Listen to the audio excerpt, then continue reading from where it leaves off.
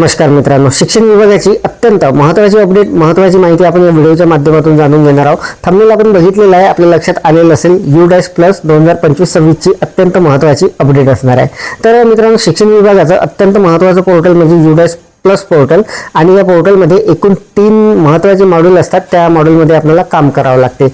तर मित्रांनो, आजच्या व्हिडिओमध्ये आपण UDAS+ जे स्कूल मॉड्यूल आहे त्या मॉड्यूलची अत्यंत महत्त्वाची अपडेट जाणून घेणार आहोत।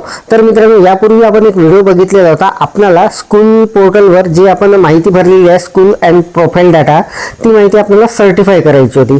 तर ती टॅब मित्रांनो काही दिवसापूर्वी ऍक्टिव्ह झालेली होती, परंतु तिथे सर्टिफाय करताना काही एरर येत होत्या आणि त्यानंतर ती जी टॅब होती ती डिॲक्टिव्ह सुद्धा झालेली होती। तर मित्रांनो, आता UDAS+च्या स्कूल पोर्टलवर परत ती जी टॅब आहे ती ऍक्टिव्ह झालेली आहे आणि आपल्याला आपल्या शाळेचा जो स्कूल डाटा आहे तो अगदी सहजपणे तिथे सर्टिफाय करता येणार आहे। तर कसा करायचा याचा लाईव्ह डेमो आता आपण पाहणार आहोत। तर नमस्कार, मी राज मेश्राम, मराठीशाळा.com या यूट्यूब चॅनलवर पुन्हा एकदा आपलं सहर्ष स्वागत आहे। मित्रांनो, UDAS+ 2025-26 चा अत्यंत महत्त्वाचा व्हिडिओ होणार आहे। School certification tab active again, how to certify school and profile data. तर मित्रांनो, मोबाईलच्या सहाय्याने अगदी सहजपणे आपल्याला आपल्या शाळेची जी माहिती असणार आहे UDAS+ची ती सर्टिफाय करता येणार आहे। कशी करायची याची संपूर्ण सविस्तर माहिती डेमोसहित जाणून घेण्यासाठी व्हिडिओला स्किप न करता पूर्ण बघा। चॅनलवर जर नवीन असाल तर चॅनलला सबस्क्राईब करायला विसरू नका आणि व्हिडिओ जर आवडला तर व्हिडिओला लाईक व शेअर करा। चला तर मग सुरू करूया।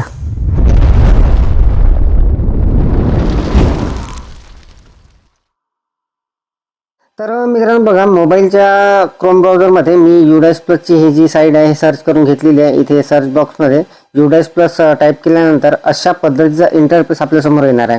तर बघा, UDAS+ची ही ऑफिशियल वेबसाईट आहे आणि इथून आपण त्या पोर्टलवर जाऊ शकतो। तर इथे मित्रांनो डायरेक्ट आपल्याला त्या जे पोर्टल असणार आहे स्कूल पोर्टल UDAS+चं म्हणजे प्रोफाइल अँड फॅसिलिटी त्यावर सरळ जाता येणार आहे। तर बघा, खाली काही ऑप्शन असणार आहे UDAS+ student module, teacher module, UDAS+ profile म्हणून। तर हेच ते मॉड्यूल आहे, यावर आपल्याला जायचं आहे। तर बघा, यावर मी सरळ क्लिक करून घेतो। क्लिक केल्यानंतर बघा मित्रांनो, आपल्याला आपल्या शाळेचा UDAS+चा ID पासवर्ड टाकावा लागणार आहे आणि त्यानंतर लॉग इन केल्यानंतर आपल्याला समोरची प्रोसेस करता येणार आहे।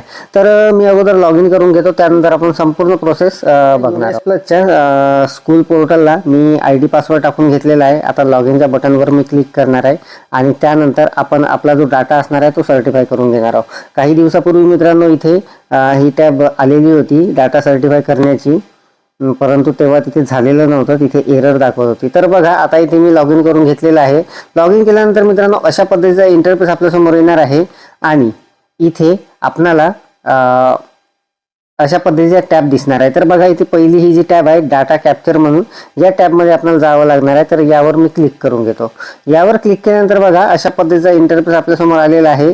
आपण संपूर्ण माहिती मित्रांनो भरलेली आहे आणि शेवटच्या कॉलममध्ये आपल्याला जे स्टेटस आहे तिथे संपूर्ण कंप्लीट असं दिसणार आहे, म्हणजे आपली जी माहिती आहे ती संपूर्ण कंप्लीट झालेली आहे।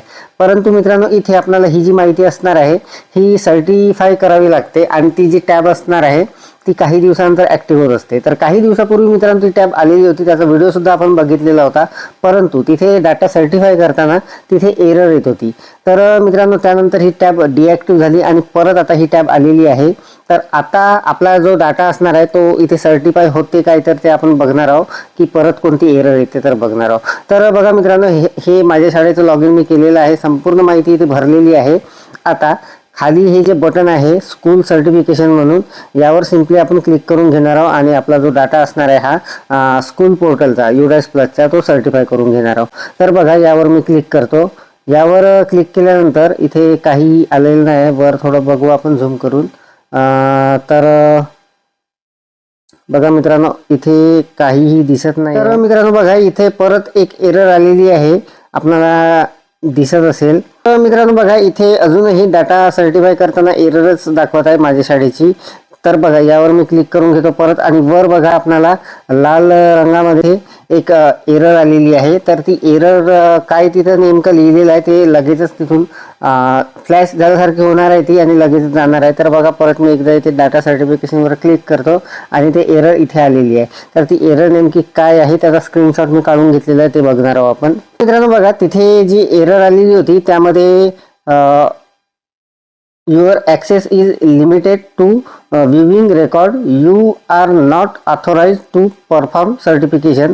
अशा पद्धतीचा तिथे मेसेज तिथे आलेला आहे. म्हणजे अजूनही आपण इथे हे जे सर्टिफिकेशन आहे हे करण्यासाठी पात्र नाही आहे अशा पद्धतीचा अर्थ होते. तर बघा, मराठीमध्ये जर आपण बघितलं तर तुमचा प्रवेश रेकॉर्ड पाहण्यापुरता मर्यादित आहे, तुम्हाला प्रमाणन करण्यासाठी अधिकृत नाही, अशा पद्धतीची ती एरर मित्रांनो माझ्या शाळेसाठी आलेली आहे.